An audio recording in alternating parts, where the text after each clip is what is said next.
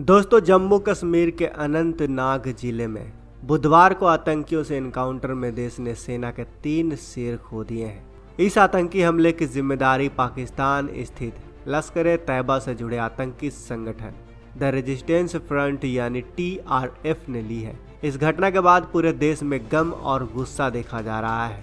पाकिस्तान के खिलाफ नारेबाजी की जा रही है। भारतीय सेना भी आतंकियों को घेरने के लिए फुल प्रूफ प्लान के साथ घाटी में उतर चुकी है। बताया जा रहा है कि हमले से जुड़े लश्कर के दोनों आतंकियों को घेर लिया गया है और किसी भी वक्त यह ऑपरेशन खत्म हो सकती है। लेकिन अनंतनाग एनकाउंटर से पाकिस्तान भी घबराया हुआ है। एयर स्ट्राइक के खौफ में पाकिस्तान परेशान देखा जा रहा है। भारत के खुफिया एजेंसियों ने बताया है कि पाकिस्तान अधिकृत कश्मीर यानी POK में सक्रिय टेरर कैंपों में से कुछ कैंपों को पाकिस्तान पीछे की तरफ कर रहा है। पिछले कुछ दिनों में टेरर कैंपों में आतंकियों की संख्या बढ़ी है।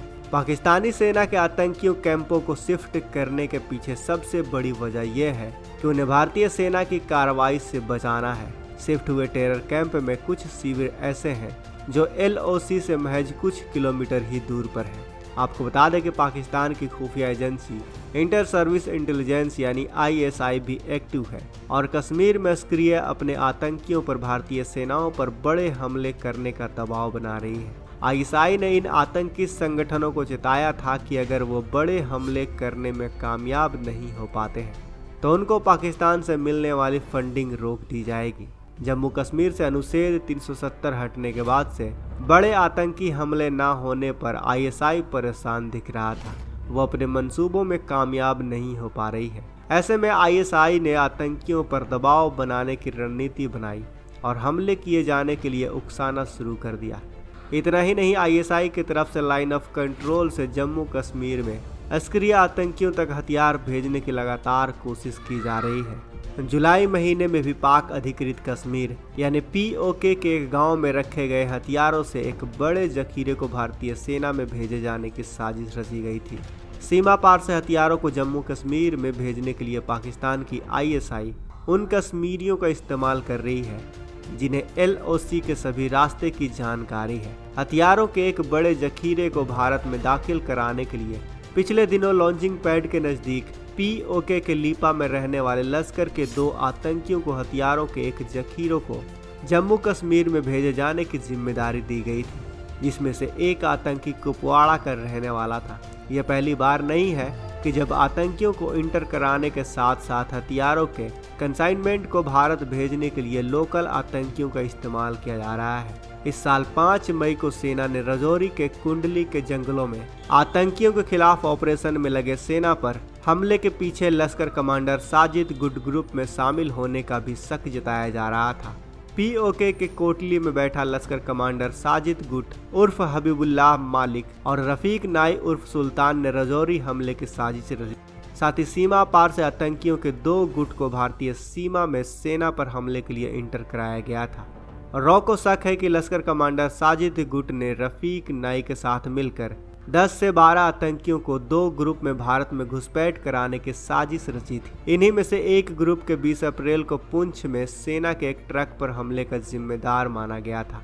इन सभी आतंकियों को देश की सीमा पर घुसपैठ कराने की जिम्मेदारी POK में बैठे आतंकियों के आकाओं ने रफीक नाई को सौंपी थी। रफीक नाई जम्मू का ही रहने वाला है और उसे घुसपैठ के रास्ते की सारी जानकारी है। तहरीकुल मुजाहिदीन कमांडर रफीक नाई को सुल्तान के नाम से भी जाना जाता है। इसका काम POK के टेरर कैंपों में ट्रेनिंग पूरी करके आतंकियों को जम्मू कश्मीर में घुसपैठ कराना है। इस वक्त रफीक नाई पाकिस्तान में ही है। आपको बता दें कि अनंतनाग में हुए आतंकी हमले में से यह आतंकी हाईटेक हथियारों और गैजेट से लैस है। ये साजिश रचने के लिए पाकिस्तान में नकियाय इलाके में सबसे पहले मीटिंग की गई थी। इस मीटिंग की मेजबानी पाकिस्तान के स्पेशल ग्रुप यानी SSG के नेतृत्व में हुई थी। इस मीटिंग में यह तय किया गया था कि सीमा पार भारत में एक बहुत बड़ा ऑपरेशन अंजाम देना है।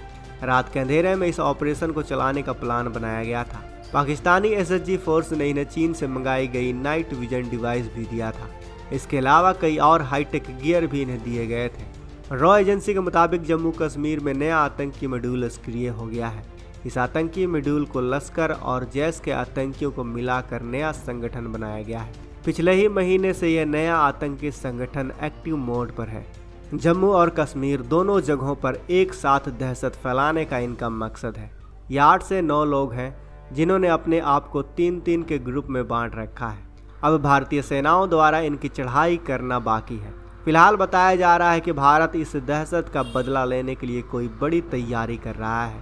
भारत ने अपनी सीमा पर इजराइल से मंगाए गए ड्रोन्स और अमेरिका से लिए गए ड्रोन्स को तैनात कर दिया है। भारत ने कश्मीर के आसमान में इजराइल से लिए गए ड्रोन्स को तैनात कर दिया है। बताया जा रहा है कि भारत इस ड्रोन का इस्तेमाल एयर स्ट्राइक करने में बहुत जल्द कर सकता है। साथ ही भारत ने अमेरिका के सबसे खतरनाक ड्रोन को भी आसमान में उड़ा दिया है। अब देखना यह है कि भारत कितनी बड़ी एयर स्ट्राइक करता है। जैसे पुलवामा के ठीक 12 दिन बाद यानी 26 फरवरी 2019 को रात करीब 3 बजे भारत ने बालाकोट एयर स्ट्राइक करते हुए पाकिस्तान के करीब 300 आतंकियों को मार गिराया था। सरकार द्वारा दिए गए रिपोर्ट के मुताबिक मिराज 2000 ने आतंकी ठिकानों पर करीब 1000 किलो बम गिराए थे और पाकिस्तान को भारत की इस कार्रवाई की भनक तक नहीं लगी थी। वहीं सर्जिकल स्ट्राइक में भारतीय सेना ने 7 टेररिस्ट लॉन्च पैड पर हमला कर वहां मौजूद सभी आतंकियों को ख़त्म कर दिया था। वैसे दोस्तों, आपको क्या लगता है, भारत पाकिस्तान को इस बार किस तरह से सबक सिखाने वाला है? हमें अपनी राय कमेंट बॉक्स में अवश्य बताएं। मिलते हैं अगले वीडियो में। जय हिंद।